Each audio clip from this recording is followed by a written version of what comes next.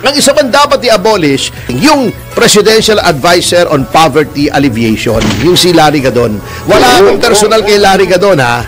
Parang reward yan. Gantimpala yan for political service. Na, ikaw, gagawin kitang Presidential Advisor with the rank of cabinet, syempre. Tuwan-tuwa ka naman. Pero actually, walang ginagawa yan eh. Sa totoo lang. Walang tanggapan yan. Walang official na phone number yan. Di ba meron ng Department of Finance? Meron ng Department of Trade and Industry. Lahat yan para sa poverty alleviation. Pag maraming negosyo, maraming kikita. Di ba? Meron pang Department of Labor and Employment. O pag cabinet na yun ang mga advisor na ng presidente pagdating sa poverty alleviation. Meron pang NEDA na secretary level. Bakit kailangan mo pa ng poverty alleviation na advisor?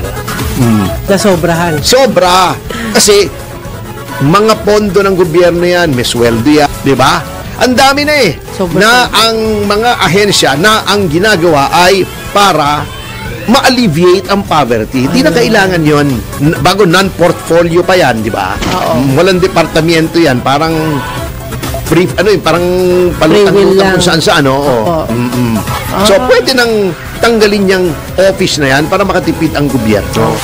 So, congratulations. Ayan. Alam mo, yung streamline ni Pangulong Marcos, yung kanyang gabinete, medyo maganda yun, di ba? Meron siyang inabolish yung Presidential Advisor on Police and Military Affairs. Kasi surplusage na yun Sobrang labis-labis na yun kasi over. Bakit mo pa kailangan ng Advisor on Police and Military Affairs? Meron kang Secretary of Defense. O di yun nag-a-advise sa'yo tungkol sa military affairs. Yun na lang. Meron kang yung yung intelligence, NICA. Sa mga military affairs. May NAPOLCOM. O, di ba? May National Police Commission. Meron kang police chief. Meron kang DILG secretary kung saan nandun sa ilalim niya yung police. So useless. Tama yun. Tama. Nagbawas. Ang isa pang dapat i-abolish kung gusto mo ma-streamline, Mr. President, ang iyong bureaucracy ng executive at lalong tumaas ang iyong trust rating, yung Presidential Advisor on Poverty Alleviation, yung si Larry Gadon. Wala akong personal kay Larry Gadon, ha? Kaibigan ko yan. Ngunit, Presidential Advisor on Poverty Alleviation, di ba meron ng Department of Finance? Meron ng Department of Trade and Industry. Lahat yan para sa poverty alleviation. Pag maraming negosyo, maraming kikita. Di ba? Yung finance, maraming maganda yung financial outlook mo, maganda yung financial policy mo, gaganda yung ekonomiya, aangat ang antas ng kabuhayan ng lahat. Meron pang Department of Labor and Employment. Pag cabinet na yun ang mga advisor na ng presidente pagdating sa poverty alleviation. Meron pang NEDA na secretary level. National, di ba, Economic Development Authority. Economics na yan Bakit kailangan mo pa ng poverty alleviation na advisor? Nasobrahan. Sobra. Kasi mga pondo ng gobyerno yan, may sweldo yan, may staff yan. Wala namang magagawa yung advisor na yun na hindi na ginagawa ng ibang mga ahensya ng gobyernong nabanggit ko. Yung apat na yan di ba? Naging monotonous na yung trabaho nila. Oo, meron pang yung Commission yung OWA. Yes. Di ba? May OWA pa.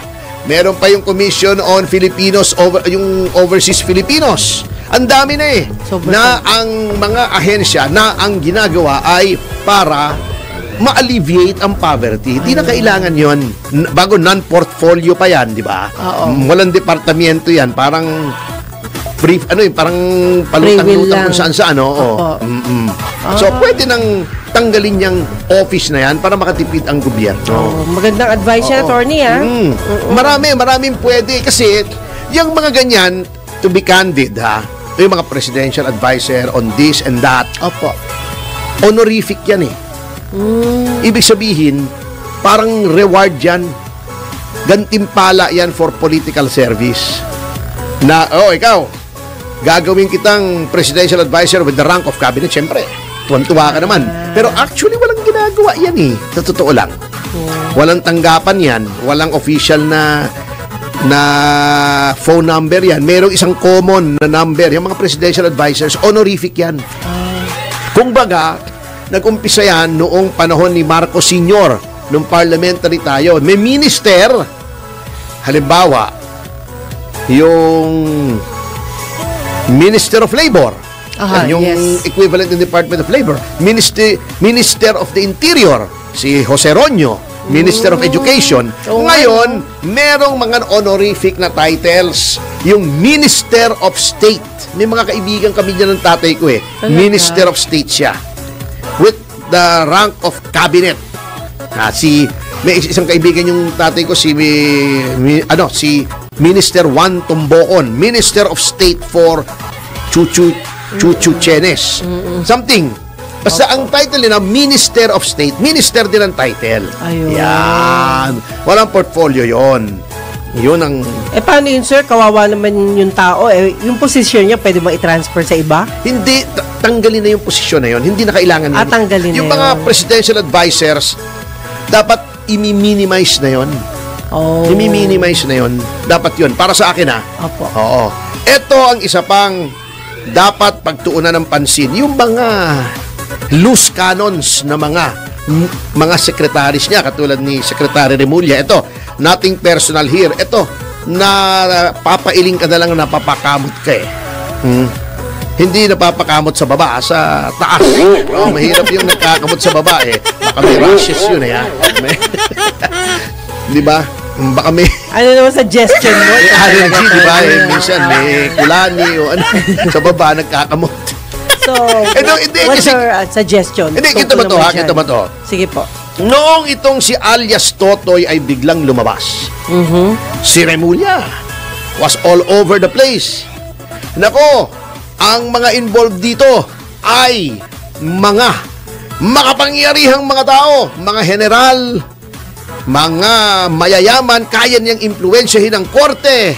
Dapat ito ay gawa ng investigasyon, etc., etc., etc. O, ano nangyari? Okay. Kinausap ni Secretary Remulla ang Chief Justice. Sinasabi niya, naku, Sir, delikado tayo rito, ma-impluwensya ito. Eto, may mga judge na kailangan yung imbestigahan. Nagsalita na, sinira na niya ang judiciary. Grabe, no? Nagsalita na siya laban kay Atong Ang. O, di ba? Opo. Nangidnap ng sabongero, etc. Kumuha na ng abogado si Ang, pati si Gretchen kumuha, tinuro si Gretchen, bumoto daw si Gretchen na pumatay ng mga sabongero. May mga pulis na restricted to quarters. Wow. O, di ba? May tinuro ng mga general katulad ng si Estomo, yan. Etong si Malinaw, Colonel J. Orapa, di ba? Nagpa-interview tong si Totoy. Kung sino-sino tinuro, pati yung sa PCSO, yung retired Judge Felix Reyes. Tinuro niya, in-involve niya, di ba? Nasira pangalan nitong mga to. Ending. Eto, tingnan niyo yung lumabas sa dyaryo. Sinabi ng Prosecutor General na si Dong Fadulyon, eto, matinutok karir ito eh. Opo. Hindi ito basta sinaksak na lamang as DOJ. Opo. Na politiko. Okay. Karir ito, he rose from the ranks. Umpisa sa pinakamababa, nag-apply siya diyang kinarir na niya. Hanggang siya ngayon ay Prosecutor General. Anong sabi ni Prosecutor General Fadulyon? Na ito po ang tama. Ito ang tama. Sabi niya, hindi daw pwedeng kumilos ang DOJ nang walang affidavit itong si alias Totoy o si Julie Patidongan. Bakit nagtatatalak yung Secretary of Justice? Napakahilig nitong Secretary of Justice nito magtatatalak eh. Di ba yun ang ginawa niya kay Teves? 3 araw pa lang may mastermind na, may mga kasabwat na, may director, may producer, may makeup artist. Hindi ba naman makeup artist, di ba? Hindi kasi sabi niya noon, eto parang pelikula ito. May producer, may director. Ang producer niyan si Teves, etong director, si Marvin Miranda, etong mga gumawa. 3 araw pa lang, may mastermind na. O ngayon ang nangyari, baka hindi alam ng mga ibang tao, nag-recant yung 10. Baka rin hindi alam ng ibang tao, hindi nire-report sa media. Ang dami nang naabsuelto na mga co-accused sa iba-ibang mga illegal possession, etc., etc. Marami na rin binigyan ng bail. Pag binigyan ka ng bail, mahina yung ebidensya. Yes. Inunahan na ng Secretary of Justice. Eto, ganun din.